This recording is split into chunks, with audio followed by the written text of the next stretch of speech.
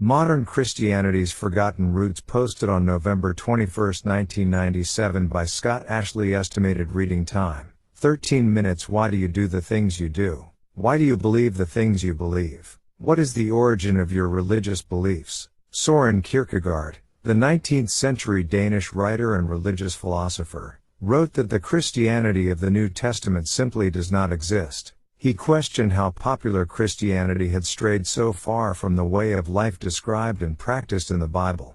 Is it possible that today's Christianity is fundamentally different from the teachings of the apostles? Some scholars and serious students of the Bible have recognized and acknowledged that the practices of the early church varied greatly from those of today. Norbert Brox, professor of early church history at the University of Regensburg, Germany, describes the viewpoint of the early church. Thus the first, Christian, communities were groups that formed within Judaism.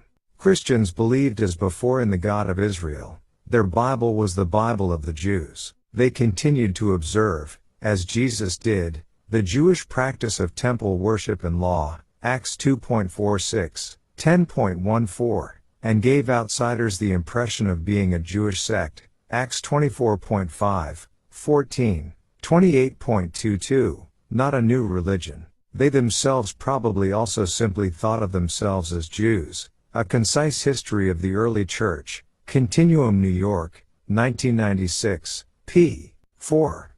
How did this transformation in the practices of Christianity come about? Major shifts in Christianity. Some within the Christian congregations, representing themselves as faithful ministers of Christ, gradually began to introduce heretical teachings even in the time of the apostles. Paul described such men and their methods. For such are false apostles, deceitful workers, transforming themselves into apostles of Christ. And no wonder, for Satan himself transforms himself into an angel of light. Therefore it is no great thing if his ministers also transform themselves into ministers of righteousness. 2 Corinthians 11:13-15. These teachers appeared to represent Christ at a time when the masses of humanity lacked any significant education. To the unschooled believers of that time, their teachings probably seemed reasonable. They sounded right. Yet these teachers were really instruments of deception in Satan's hands, used to lead others astray. Many may not have even realized their own errors and misguided motives. Over time the damage was done. The Apostle John, apparently the last survivor among the 12 original disciples, wrote of one false minister who had risen to power within the church. This man was boldly rejecting John's emissaries and excommunicating faithful members. 3 John 9-10. With John's writings, the books and letters that would form the New Testament were complete. With his passing, however, reliable eyewitness accounts of events and changes in the church largely ceased. We are left with confusing and contradictory accounts for the next several centuries. Persecution leads to changes. Part of the lack of information about this time stems from persecution of the church. Under Emperor Nero, AD 54-68, Christians in Rome were blamed for burning the city, and many were killed. Later the Roman Emperor Domitian, 81-96, demanded that all citizens of the empire worship him as a god. Christians and Jews alike who, in obedience to God's commandments, refused to comply with the edict were vigorously persecuted. For several centuries waves of persecution engulfed Christianity and Judaism. In the 1st and 2nd centuries Jews revolted against Roman rule. The Second Rebellion in particular brought persecution of Jews and Judaism. Emperor Hadrian, 117-138, upon capturing Jerusalem, razed it and built a new city that Jews were forbidden even to enter. He also banned circumcision and observance of the Sabbath. Professor Brox describes the effect on the church. The Jewish Christians in Palestine had been driven out in the First Jewish War, 66-70, but then had returned to Jerusalem.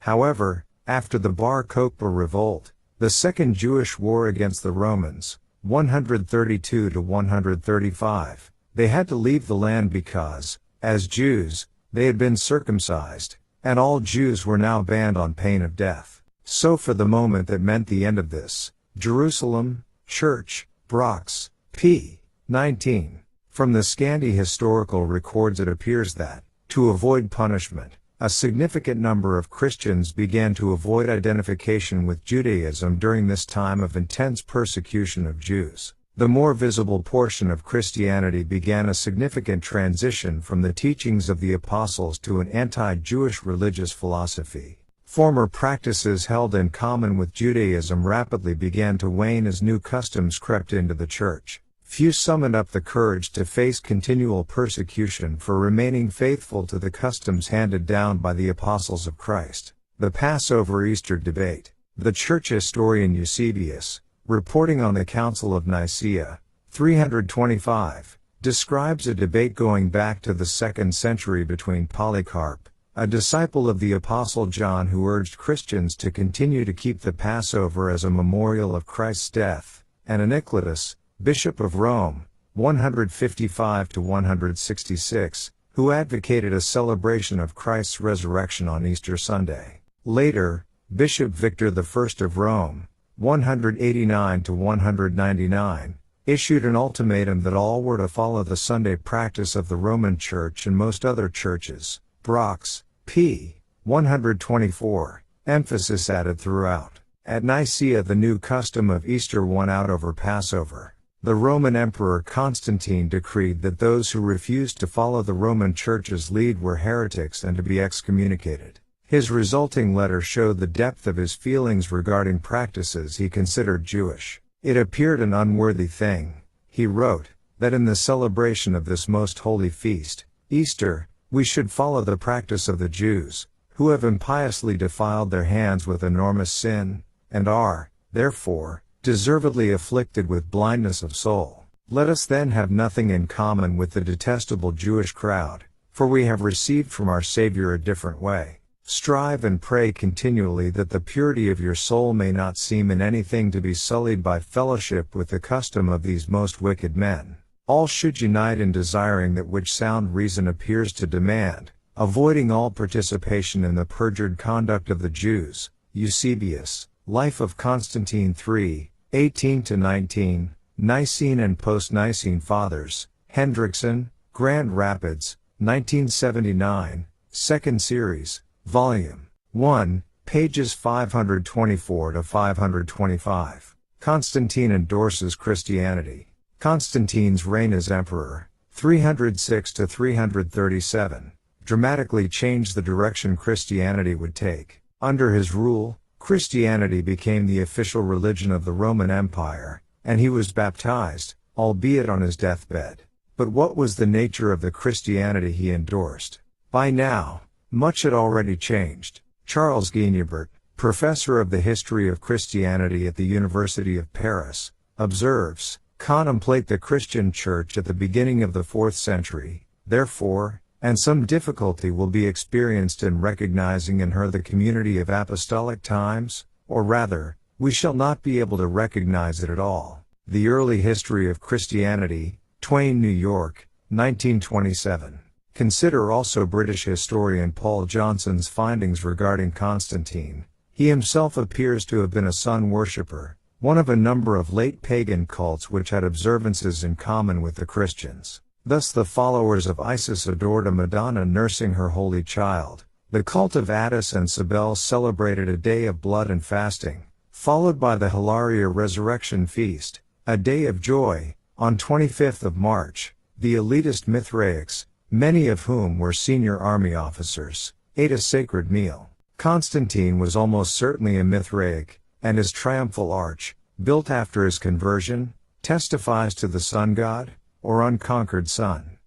Many Christians did not make a clear distinction between this sun cult and their own. They referred to Christ driving his chariot across the sky. They held their services on Sunday, knelt towards the east and had their nativity feast on 25th of December, the birthday of the sun at the winter solstice. During the later pagan revival under the Emperor Julian, many Christians found it easy to apostatize because of this confusion.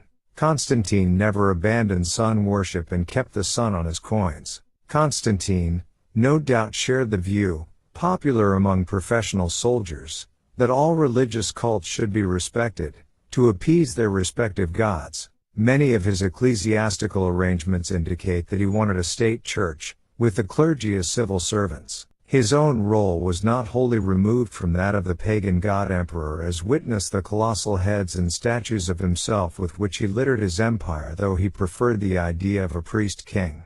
How could the Christian Church, apparently quite willingly, accommodate this weird megalomaniac in its theocratic system? Was there a conscious bargain? Which side benefited most from this unseemly marriage between church and state? Or, to put it another way, did the empire surrender to Christianity, or did Christianity prostitute itself to the empire?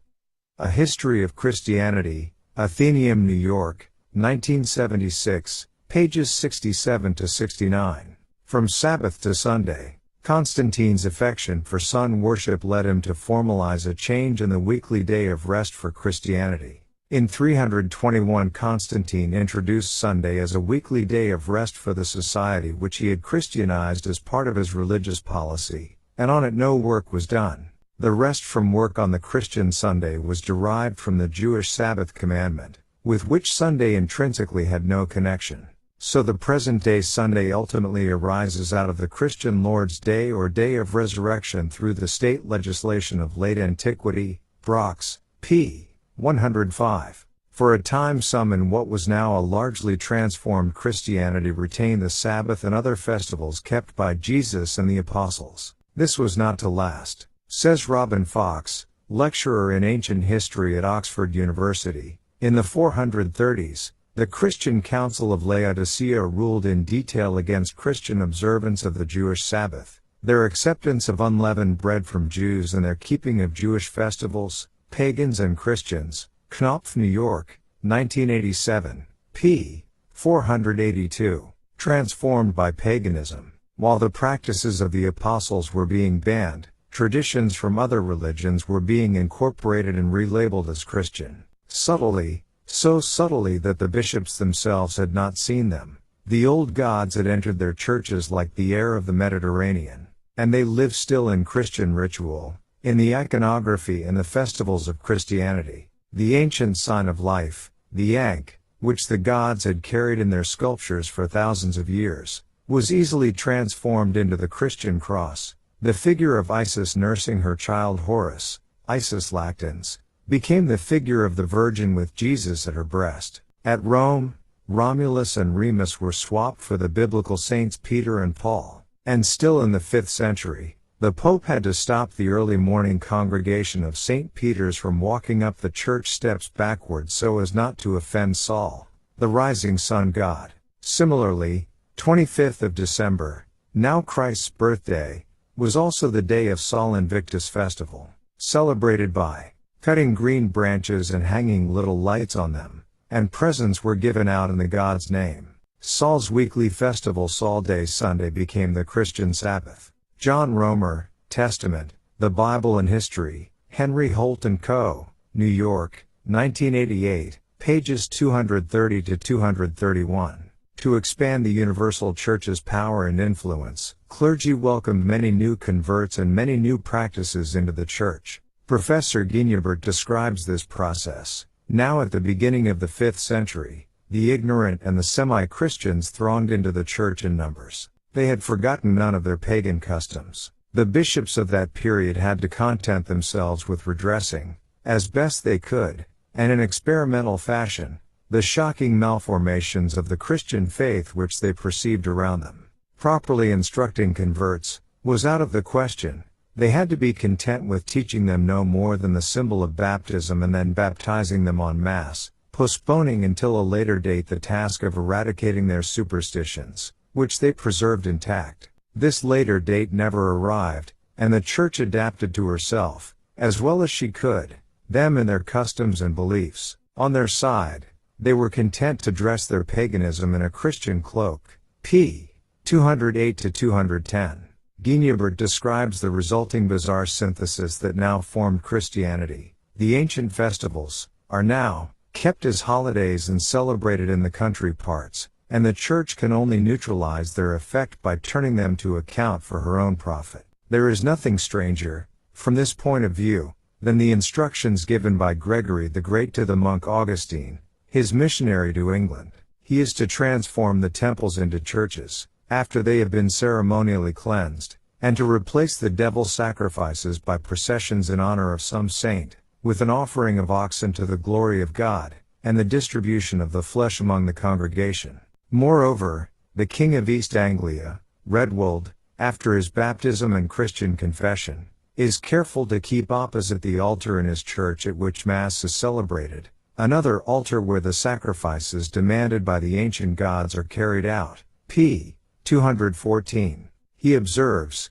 "It is sometimes very difficult to tell exactly from which pagan rite a particular Christian rite is derived, but it remains certain that the spirit of pagan ritualism became by degrees impressed upon Christianity, to such an extent that at last the whole of it might be found distributed through its ceremonies." p. 121. What does God say? During these early centuries, Christianity radically transformed. Ecclesiastical leaders ignored God's instruction. They disregarded God when he warned, "Take heed to yourself that you are not ensnared to follow them, after they are destroyed from before you, and that you do not inquire after their gods, saying, How did these nations serve their gods? I also will do likewise. You shall not worship the Lord your God in that way. Whatever I command you, be careful to observe it. You shall not add to it nor take away from it." Deuteronomy 12:30-32. The apostles understood God's instruction and steadfastly resisted the kind of changes that later infiltrated the church. After all, this instruction was part of the Holy Scriptures, the only Bible they had at the time. 2 Timothy 3:14-17. Although many blatantly non-Christian practices were toned down in later centuries, even a cursory research into many practices still popular reveals their roots. But what is equally regrettable is that, by abandoning the practices of Jesus and the apostles, so many are missing out on a fuller understanding of true Christianity. There are still Christians who faithfully follow the practices and teachings of Jesus and the apostles, who enjoyed the blessing of discerning God's great plan for men and women everywhere. They have discovered the narrow way of life that few find. Matthew 7:14. GN